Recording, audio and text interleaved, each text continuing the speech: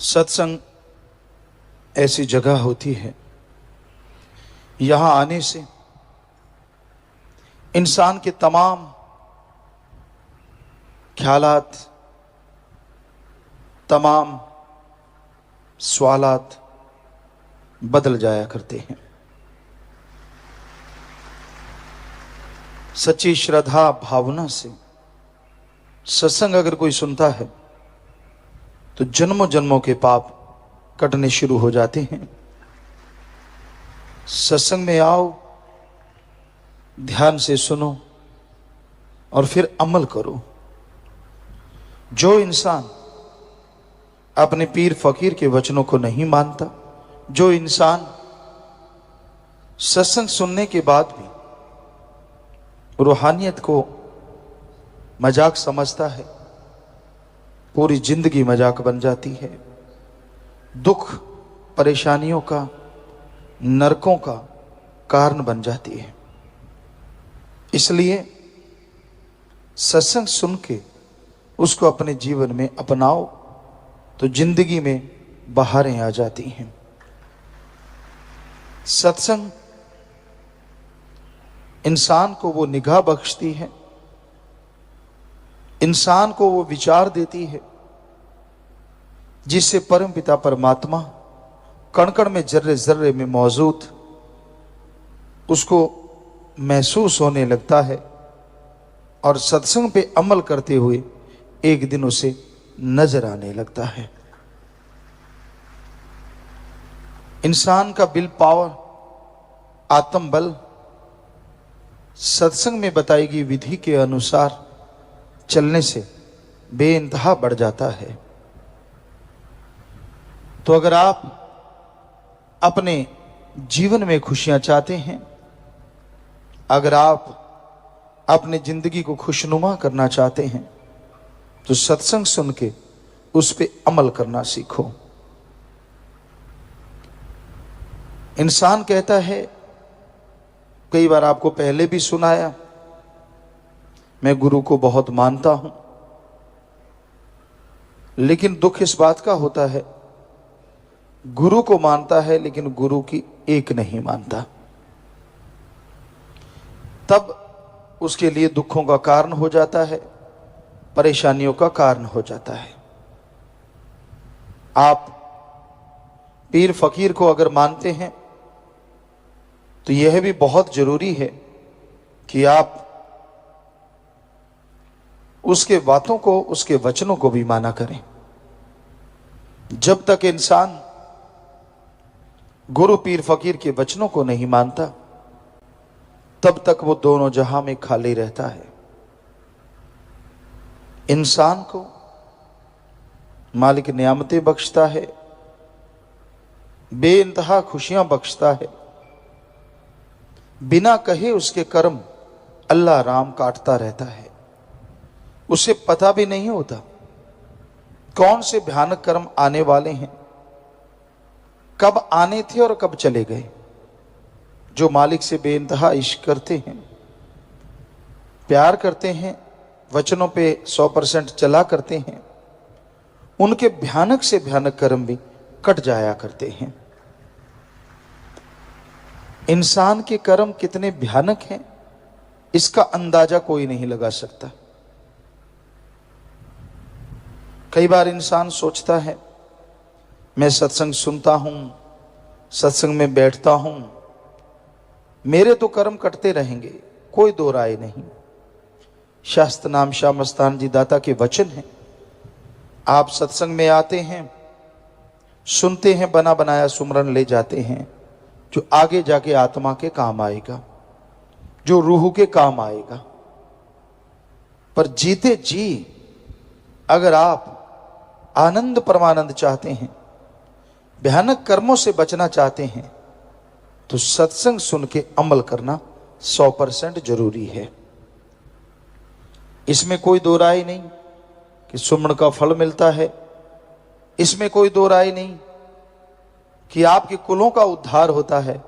लेकिन अगर आप खुद उसकी बेइंतहा खुशियों को हासिल करना चाहते हो तो सत्संग सुन के अमल करना जरूरी है। और अमल क्या करना है? घंटा सुबह शाम कम से कम सुमरण करें, सेवा करें, निंदा चुगली बुराइयों से बचे रहें। मालिक से जोड़ो तो मालिक आपके कुलों को जोड़ेगा, मालिक से तोड़ो तो आप दोनों जहां में भटकते रहोगे, नरक भोगते रहोगे। तो ये वचनों को आप अगर मानते हैं तो बेइंतहा खुशियां हैं।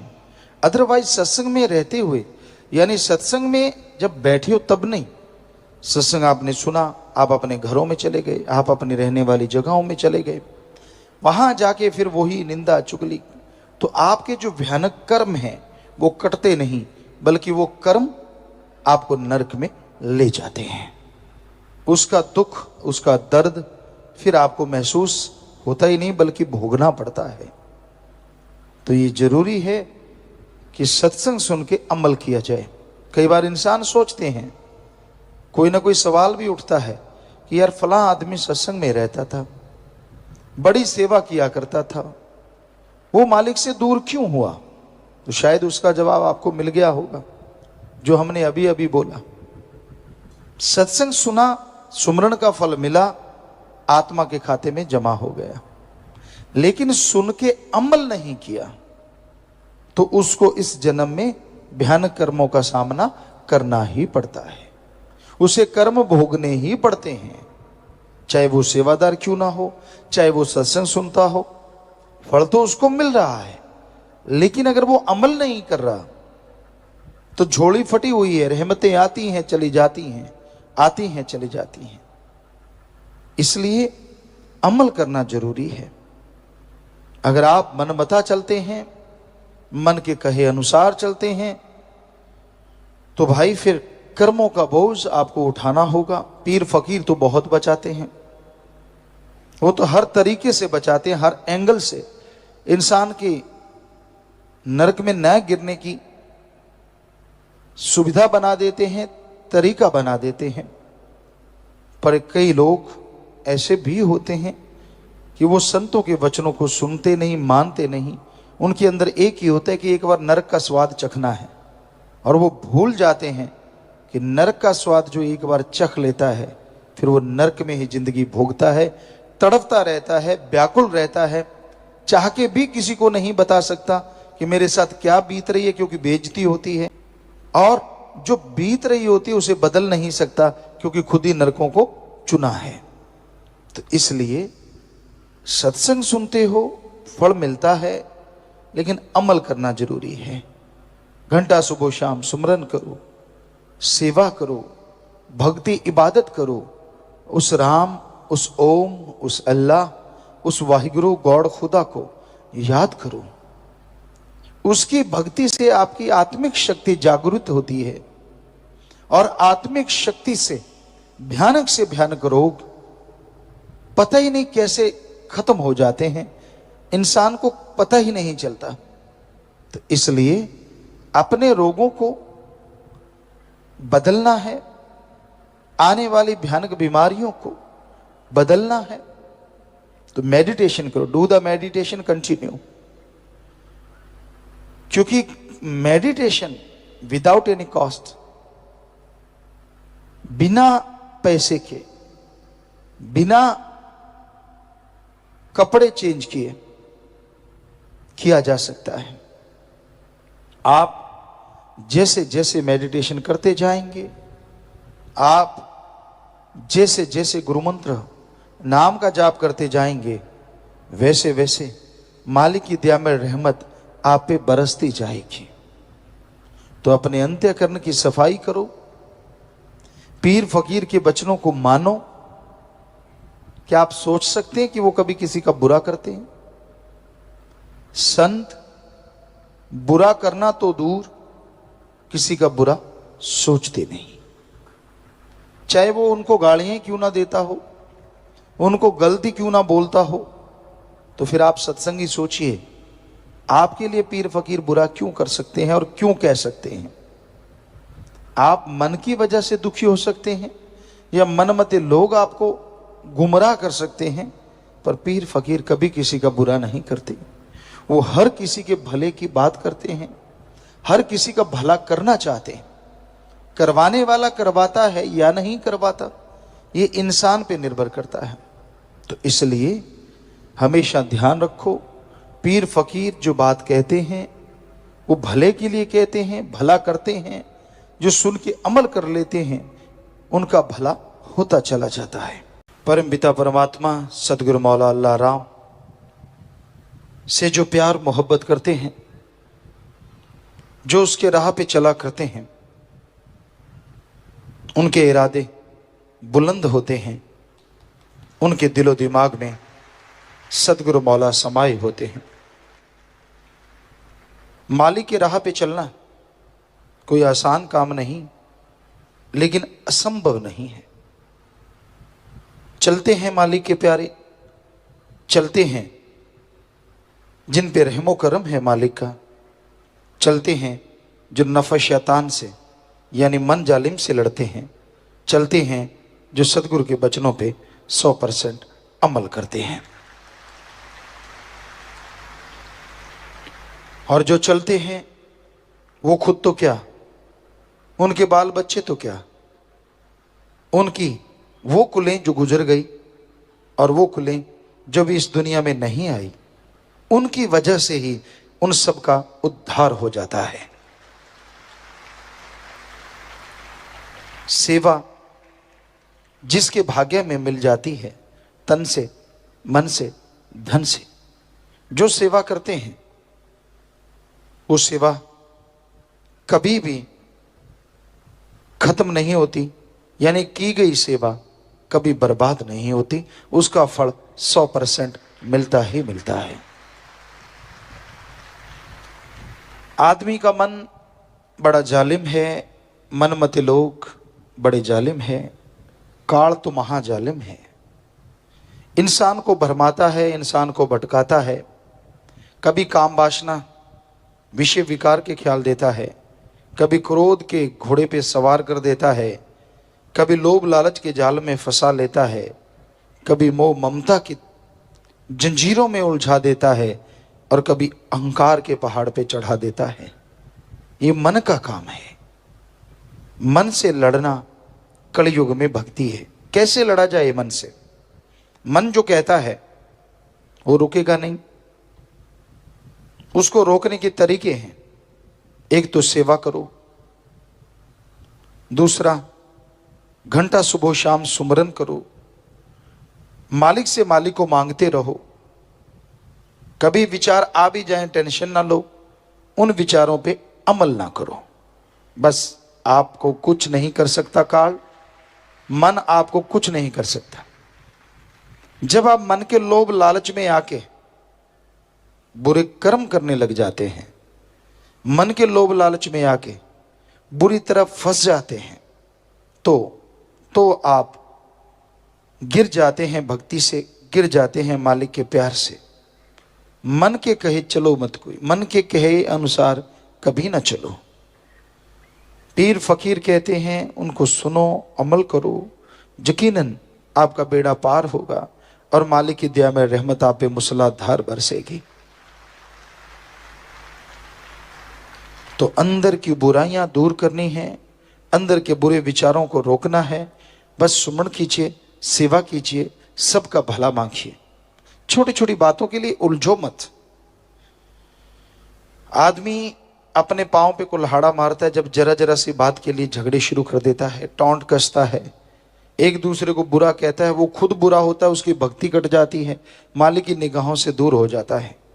जो जितने चतुर चालाक बन के बुरे कर्म करते हैं, यानी किसी को पता नहीं चलने देना, किसी को महसूस नहीं होने देना, उनके परिवारों में, उनके अंदर ऐसी कमियां आती हैं जिसकी वजह से वो बर्बाद हो जाते हैं। इसलिए उस मालिक को खिलौना ना समझो, वो सब जानता है आप कब क्या, कहाँ क्या सोच रहे हैं, क्या करने वाले हैं, उसको पहले से मालूम है। कई कहते जब भगवान को मालूम होता है वो रोकता क्यों नहीं? रोकता है। जो मालिक का प्यार करने वाले हैं, मालिक का नाम जपने वाले, उनके अंदर आवाज जरूर आती है कि तू गलत रास्ते पे चल पड़ा, तेरा रास्ता बदल गया है, अब तू बुरे कर्म करने शुरू कर रहा है, मनमते चल रहा है, गुरुमता तेरा खत्म हो गया है। लेकिन मन अहंकारी इतना दबा देता है, अरे छोड़, गुरुमते चल के कौन सा तुझे हीरे मोती मिल गए, गुरुमते चल के कौन सा तुझे जायदाद मिल गई, चल तू अपने हिसाब से चलेंगे, अपने हिसाब से जिंदगी जिएंगे। फिर अपने हिसाब से कर्मों का बोझ उठाना पड़ता है, तब कुरलाता है, लेकिन तब तक बहुत देर हो चुकी होती है। इसलिए संत पीर फकीर जो बताते हैं कि अल्लाह मालिक की आवाज तो आती है कि बुरा कर्म मत कर, मनमते मत चल। एक बार की बात है, परमपिता शास्त्राम जी दाता रहबर के पास कोई सत्संगी आए और हम भी आए थे, हमें पूरा ख्याल में नहीं आए थे या नहीं, लेकिन याद आता है कि हम आए हुए थे। तो उस किसी सज्जन ने आके पूछा कि पिताजी ये मैं घर बना रहा हूँ वैसी लाइन ने से खींच के, तो मैं जंगला इधर रखूं या उधर रखूं। अब पास खड़े जिम्मेवार थे, वो हंसने लगे, कहते यार ये भी कोई पूछने वाली बात है, तेरी मर्जी, जिधर मर्जी जंगला रख ले। परम पिताजी मुस्कुराए। सत्संगी कहने लगा नहीं मैं तो पिताजी से पूछूंगा। तो बेपरवाह जी ने फरमाया गुरसिख की भावना होती है, जो जंगला भी पूछ के रखते हैं उनके मकानों की रक्षा भी फिर मालिक ही किया करते हैं। सो ये तो एक उदाहरण है। कहने का मतलब जो गुरुमुखता की राह पे चल पड़े तो फिर दुनिया के तानों से या दुनिया की बातों से उलझना क्या, किसी से लड़ना क्या। आप अपने रास्ते पे चलते जाइए, अपने आप रक्षा संभाल सतगुरु मौला करेंगे। इंसान दिन रात दुनियावी काम धंधों में मस्त रहता है, दिन रात विषय विकारों में लंपट रहता है। हर कार्य के लिए उसके पास समय है, समय नहीं है तो वो है राम का नाम, अल्लाह वाहिगुरु मालिक की भक्ति इबादत। हर कार्य में समय देता है, पैसा खर्च करता है, शारीरिक श्रम करता है, लेकिन मालिक परमात्मा के नाम में ना कोई शारीरिक मेहनत करनी पड़ती है, ना कोई पैसा लगाना पड़ता है, ना घर परिवार छोड़ना पड़ता है, ना पहाड़ों उजाड़ों में जाने की जरूरत है। अपने घर में रहते हुए, परिवार में रहते हुए आप मालिक के नाम का जाप कर सकते हैं। और अगर कोई त्यागी तपस्वी बन के सुमरण करे तो उसकी अगली पिछली कुलों का उद्धार पल में होता चला जाता है। और करना क्या है, सिर्फ 3 शब्दों का अभ्यास है, उन्हें दोहराना है, उन्हें अंदर ही अंदर दिलो दिमाग में घुमाना है। वो घुमाने की बजाय आप चुगली निंदा घुमाते हैं, बुरे कर्म करते रहते हैं, गलत बातें करते हैं, मनमते चलते हैं, और जब खुशियां नहीं मिलती फिर दोष दूसरों को देते हैं। ये कभी नहीं करना चाहिए। आप कर्म ही ऐसे ना करो कि आपको भोगने पड़े, अच्छे कर्म करो, परम पिता परमात्मा का नाम जपो, उससे उसकी सारी प्रजा का भला मांगो। जो मालिक का नाम लिया करते हैं, मालिक से मालिक की औलाद का भला मांगा करते हैं, उन्हें ना अंदर कमी रहती है ना बाहर, वो हमेशा मालिक के रहमो करम से माला माल रहते हैं। तो भाई अपने अंतःकरण की सफाई करो, ईश्वर के नाम का जाप किया करो, तो वो ईश्वर जरूर आपकी मांग पूरी करेगा ही करेगा।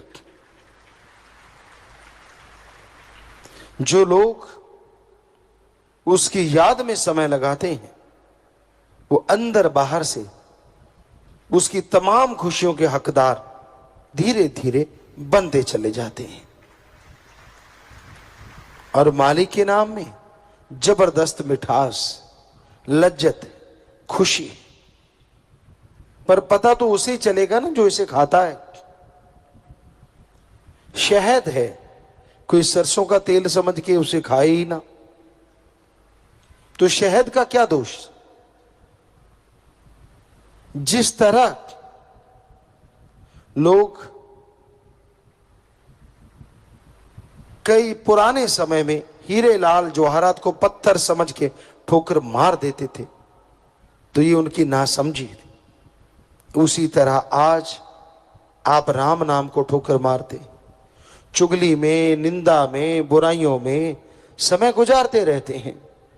और परमपिता परमात्मा का जब नाम लेना होता है, उसकी भक्ति करनी होती है, वो आपको याद ही नहीं रहता, उसकी तरफ आप ध्यान ही नहीं देते। यह गलत है। मालिक हर इच्छा पूरी करता है। इंसान जितना सोचता है उससे ज्यादा कहीं मालिक बख्श देता है।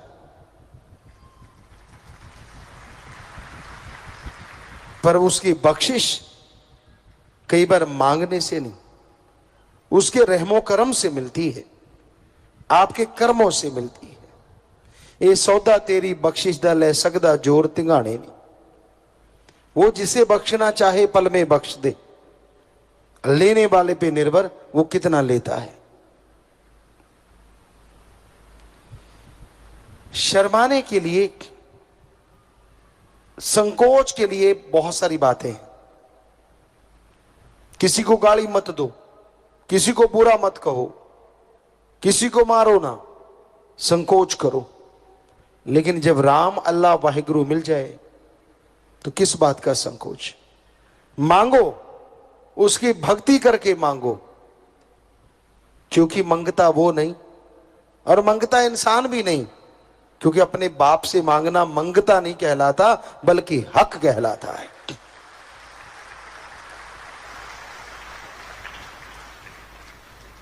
तो उस परम पिता परमात्मा की आप बच्चे हैं, जो भी आपकी इच्छा दिलो दिमाग में हो उससे मांगिए, पर श्रद्धा से, तड़प के, तो यकीनन वो आपकी हर इच्छा जायज पूरी जरूर कर देंगे। पर आपके मांगने में अगर कोई कमी है तो बात अलग है, सोच में कमी है तो बात अलग है। जो पीर फकीर की बात को सुनते हैं, मान लेते हैं, अमल कर लेते हैं, उन्हें किसी तरह की कोई कमी नहीं रहा करती। जब इंसान की सोच ही गलत हो जाती है तो विनाश काले विपरीत बुद्धि, कई बार बुद्धि इंसान की जवाब दे जाती है। उसका मन इतना हावी हो जाता है, इतना हावी हो जाता है, उसे असली चीज की पहचान नहीं होती और वह नकली चीजों में उलझा रहता है। तो पति वर्ता की तरह अपने मालिक सतगुरु परमात्मा को दृढ़ यकीन के साथ याद करते रहो। यकीन मानो वो आपकी झोलियां भरेगा, आपको खुशियों से माला माल करेगा, अरे आपके आने वाली कुलों का भी उद्धार करेगा।